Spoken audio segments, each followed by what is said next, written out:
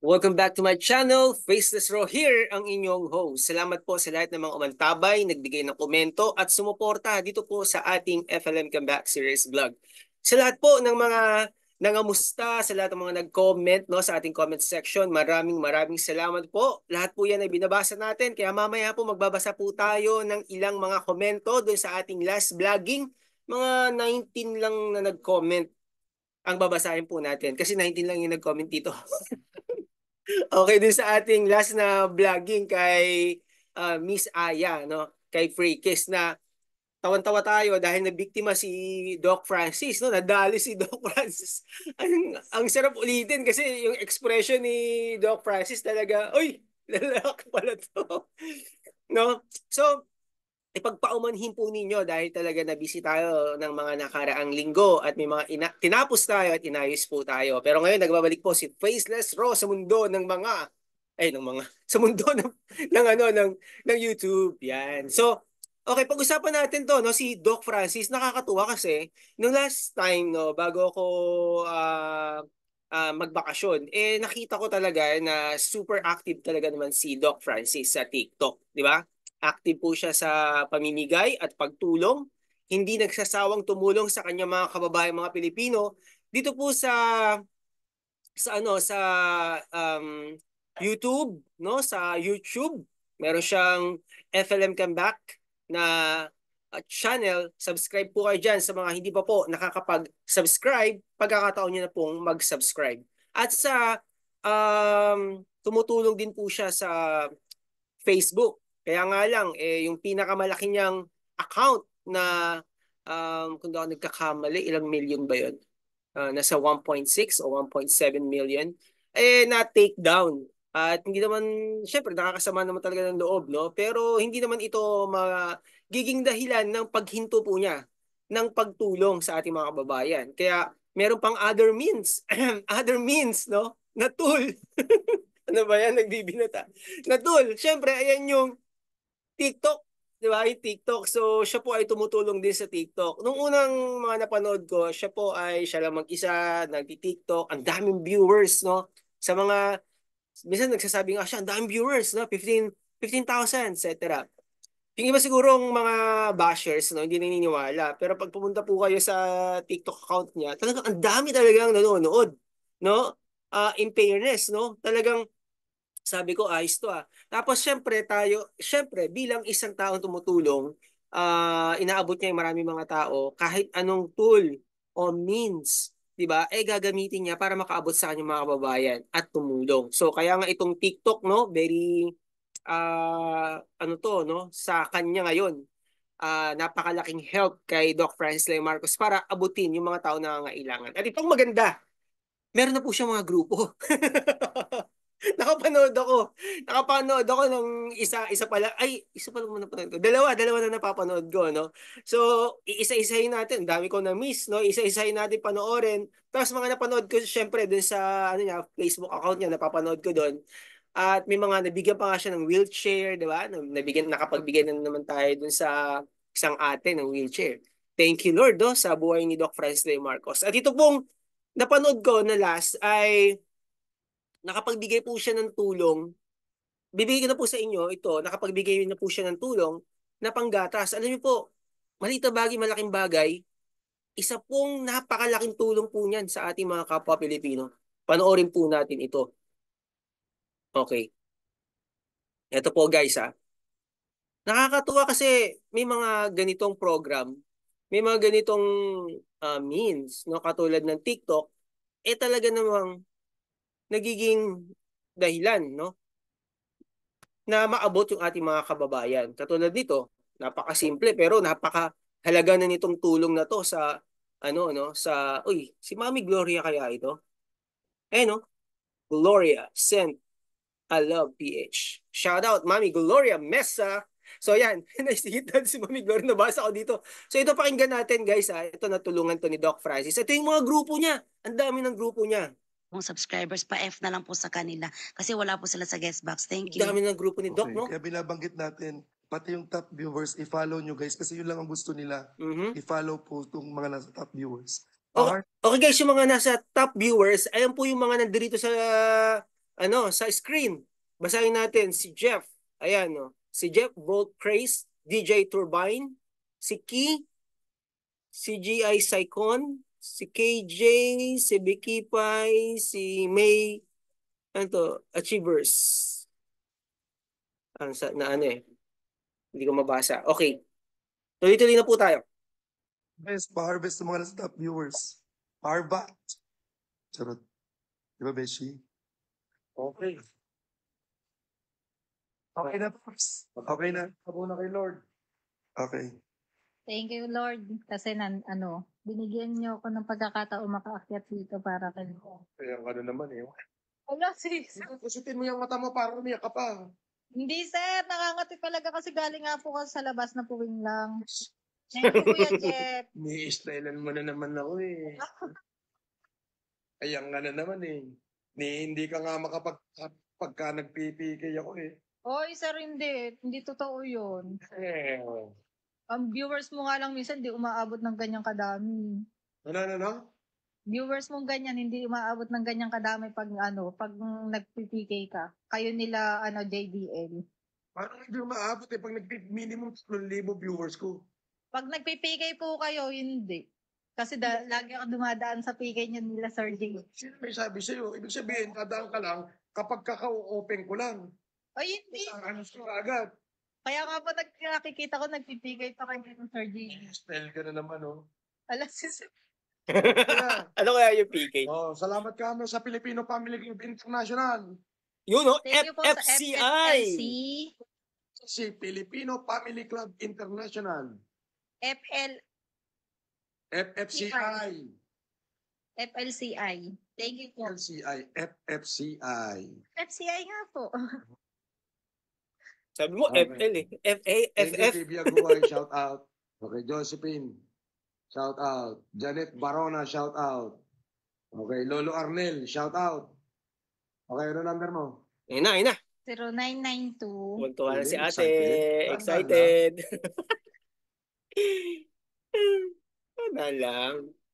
Talaga si Ah, 0992 oh, 4 ano? 684. Oh. Kalimutan pa. Yun, Naku po. Ba? Ano ba yan? Balik kayo. 1490. Sigurado ka ba dyan? Opo.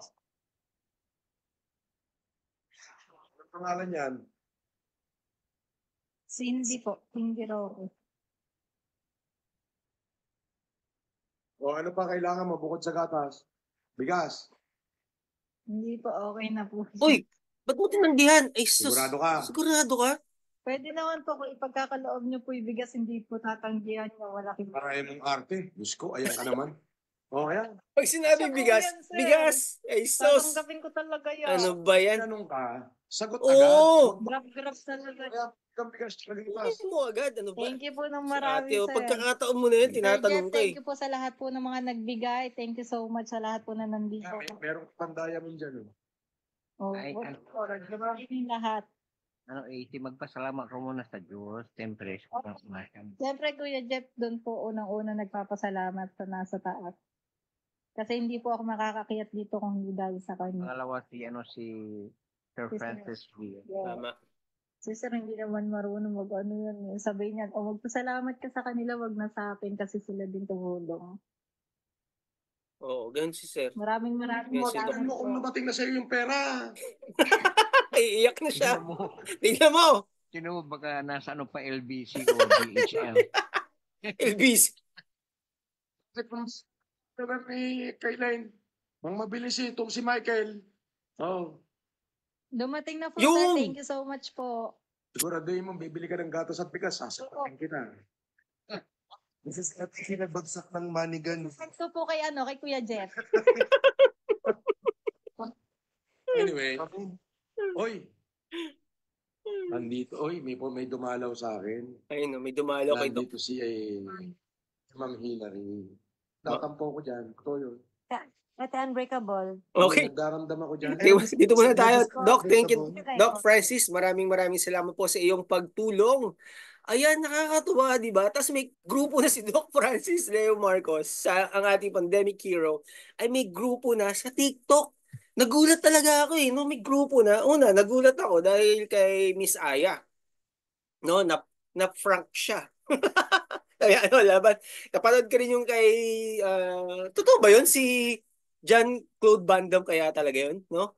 Tapos napanood ko ito kay Miss Aya. Tapos itong grupo niya, may grupo na siya sa TikTok na nakakagulat. Ibang klase talaga yung influence Doc Francis Leo Marcos, no? Palakpakan naman natin yung ating pandemic hero. Wow! Maraming salamat, Doc Francis, sa iyong walang sawang pagtulong sa ating mga kababayan. Ngayon naman, guys, basahin po natin yung lahat ng mga nag-shoutout. I-shoutout po natin lahat yung mga nag-comment sa ating comment section. So, unahin na natin yung syempre, yung mga naunang nag-comment. Okay. Si Ate Ludivina Labolera. Yan, sabi niya, kamusta na Faceless Raw? Medyo di kita nakita nitong mga nakaraang araw mong view.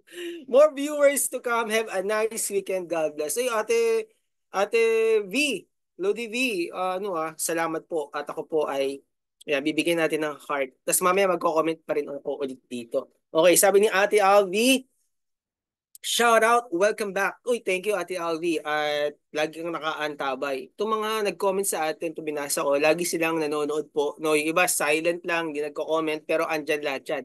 Sila po ay patuloy na sumusuporta sa ating pandemic hero. Walang iba kundi si Doc Francis Leo Marcos. At salamat naman din kay Utol Wim Red Gambit Dragon. Salamat, Tol. Pasensya na. Medyo na-busy talaga tayo. Ngayon lang ulit tayo nakapag-usap. Maraming salamat sa iyong pakulay na 20 kronor. Tama ba? Kronor. Thank you so much. I appreciate your pakulay. So, salamat. At sabi dito, kamusta na? Mabuti naman. Okay, so nag-usap na kami niya ni Utol. So okay, next si Ate Rose Gutierrez ng Canada. Uy, naalala ko si Ate Lovely J, no? And sino mga taga-Canada? Syempre, hindi natin makakalimutan ang real talk ni Ate Tess. Ate Tess, kamusta na? Okay, sabi ni Ate Rose, replay, thumbs up, done. Thank you so much, Ate Rose. Okay, bibilisan po natin. At sabi naman ni Joseph Backday, I don't know if I pronounce it right. Sabi niya, thumbs up done bro. Oy, thank you. Kay Joseph, maraming salamat. Sabi ni Ate Aurora. Miss Peros. Ang sabi niya, ingat lagi Sir Faceless Raw. God bless you. Maraming salamat po. Yan, iha-heart ko po. At mamaya, bibigyan ko ng comment. Oh, yan, dito rin pala si Ate Lovely Shay. The Lovelies, thank you so much. Replay. Sa Ate Lovely, lagi sabi, pasensya na, replay. Ate Lovely, thank you so much. At minsan nagsasabi siya na pasensya na live si Ate Tess. Ayan po yung ating mga FFCI na mga vlogger, no? Si Ate Tess ng Canada, sino po ba? Si Wim Red Dragon. I-subscribe po natin yung kanilang mga Red Gambit Dragon, ang kanilang mga channel. Sino po ba? Naku, parang nakalimutan ko. Pasensya na po. Tuloy-tuloy po tayo. Okay, si June Taheda. Okay, good evening, Faceless Raw. Magandang gabi rin po sa inyo. June, ang sabi naman ni Ate Jacqueline, ito, vlogger din po, no? Si Ate Jacqueline Villanueva, truly, sabi niya, laughter is the best medicine. Thanks for sharing. Mega love shout out, Sir FLM, and to you host as well. Thank you, Ate Jacqueline Villanueva. Siya po ay nasa US of A din. Okay, ang sabi naman ni Ate Remy. Ate Remy, hello. Watching replay, thumbs up dan. Oy, naalala ko si Utol. Hello, Utol, Anino. Okay, yan, si Utol Anino, no? Nagbablog din po at sumusuporta rin syempre sa ating pandemic hero. Walang bako din si Doc Francis Leo Marcos. Suportahan po natin ang ating mga kapatid na ito. Okay. Ang sabi naman ni Isaac Channel, shout out idol Kuya Faceless Raw. Oy, salamat din sa iyo. Tama ba yung pagka-pronounce ko dito? Okay, ang sabi naman, yes, si Ate Judith. Ate Judith, shout out Faces Raw. Na-miss kita, mabuti nakita kita ulit. Si Ate Judith, ang yaman ang taba ng utak nito, no? Pag magko-comment siya, minsan talagang ina-expound pa niya. Yun, nakakakuha ako ng mga idea sa kanyang mga comment. Yan. Okay. Ang sabi naman ni Ate Belina Livoon, syempre, ang sabi niya, hello, good evening, Faces Row, kamusta na? Thank you, Ate Belina. Kamusta na pala kayo dyan sa province, no? Kasi may bagyo daw. Dito sa Manila, humatok talaga yung bagyong Enteng at may mga bagong bagyong parating. Salamat sa Diyos at iningatan po tayo. Pero nakakalungkot dahil sa ating mga kababayan na naapektuhan ng bagyo. At yung iba pa, at yung iba nating kababayan ay may mga nasunugan pa. Nakakaawa talaga, no? Nakakaawa. Pero syempre, ang Diyos naman ay hindi nagpapabaya, no? Patuloy na may ginagamit ang Diyos para abutin ang ating mga kababayan. Okay. Sabi naman ni Joe, hello idol, kamusta na po watching here again after a few months, I guess. Uy, thank you so much, Sir Joe. Humihingi ako ng paumanhin kung ako po ay naantala ng mga ilang araw o linggo. Okay, ang sabi naman ni Jobert Balanga, ito, ano natin to, kapatid natin to. Shout out bro. Shout out din sa iyo, brother. Thank you so much. Si Mami Gloria Mesa nagbigay ng 1, 2, 3, 4, 4 na halakhak kay Miss Aya, no? Si Prikis. Okay. Si Ate Janice. Hello, Ate Janice. Sabi ni Ate Janice, humalakhak siya ng isa lang. Paano kaya yun? Okay, ang sabi, eto si, Utol? Si Utol, Wim Red Beat Dragon. Actually, ano siya, player po siya ng chess, no? Isa po na dapat nating suportahan. Parang malakaloy din, no? Na dati hindi napapansin, pero may mga taong sumuporta, nagtiyaga, nagtraining, at nagbuhos ng oras, nag-focus sa kanilang doon sa kanilang area ng giftings, no, sa kanilang hilig na sports. At nakilala, di ba? Nagdala ng karangalan dito sa ating bansa. Alam niyo po ba na itong si Wim Red Gambit Dragon, I'm sorry na ano ako, nakaba kasi nung name niya, at tawag lang sa kanya Utol, no? Si Utol Red Gambit. Itong utol natin na to, nakapagaling sa chess. Abangan niyo po yung pagbablog ko sa kanya at hopefully gusto ko nga sana paakyatin siya dito sa ating channel at ma-interview natin siya kasi ang ganda ng mga outcome niya ng mga nakaraang araw. Nakapagdala po siya ng ilang gold, no? Sa chess. Totoo po, sa chess, no? Naalala ko yung isa sa mga nag-comment dito sa atin na yung anak niya ay chess player na nagdala rin ng gold sa Pilipinas pero hindi napansin ng government. Kaya nakakalungkot, no? Kaya sana naman po hindi lang basketball ang pinagtutuunan natin ng attention sa ating government, kundi po bigyan din natin yung mga sports na hindi po masyado napapansin na pwede naman natin bigyan ng pansin na bigyan natin ng pondo, di ba? Kaya nakakalungkot kasi pag itong mga ganitong sports like chess ay na-develop sa ating mga Pilipino, marami po tayong pwedeng mga kabataan na ipanlaban, di ba, sa international kasi magagaling talaga ang mga Pilipino, di ba? Kaya abangan niyo po yung maaaring interview or vlog sa ating kapatid kay Utol Wim Red Gambit Dragon. Okay. Next, yun lang pala yung ating i-shoutout at babasahin. Kaya maraming salamat po sa lahat ng mga nag-comment. Binabasa ko po ang lahat ng inyong komento. At salamat sa lahat ng FFCI. Na-miss ko po kayo. Hindi ko na po nabanggitin yung mga pangalan nyo. Pero alam nyo po na na-miss ko po ang FFCI dahil si Doc Francis ay nag-focus na sa TikTok, no? At hindi naman niya iniiwan ang YouTube, ang kanyang channel dito sa YouTube at hindi rin niya iniiwan ang kanyang Facebook account. Makikita nyo, nag-upload siya doon sa Facebook at nag-upload din po siya dito sa YouTube. Kaya yung mga bashers, no, ang daming mga bashers nakita ko, binabash pa rin siya, naghirap na raw, etc. Paano maghihirap kung namimigay yung tao? Diba? Tulad ng sinasabi natin dito, nagbe-bless mo ang tao sa sambayan ng Pilipino. Itong mga bagong group niya, family niya na ulit to. Nadagdag sa family niya yung mga nasa TikTok at ang dami po ng mga taong ito na naniniwala sa ating pandemic hero. Walang iba kundi si Doc Francis Leo Marcos. Okay, so ang pag-uusapan po natin dapat ngayon ay patungkol po sa pagbibigay. Susunod po natin yan itatapik dahil humaba po ang ating oras. Na dahil sa pagbibigay, marami pong na-abuse at nami-misuse. Kaya nga, itong si Doc Francis, di ba, mapapansin po ninyo, talaga namang pag nagbigay siya, yung mga tao hihingi ulit Kasi sa totoo lang, na-abuse natin yung tao. Di ba? Ayan po, pag-uusapan po natin yan. Susunod po nating segment, okay, dito po sa ating channel. Maraming salamat po muli sa lahat ng nagmamahal po sa ating pandemic hero. Walang ba ako si Doc Francis Leo Marcos. Maraming salamat po. At syempre, sa lahat ng nagmamahal din kay Faceless Raw, mahal ko din po kayo. Kita-kita muli tayo sa susunod nating vlogging dito sa ating YouTube channel. God bless everyone. Bye-bye!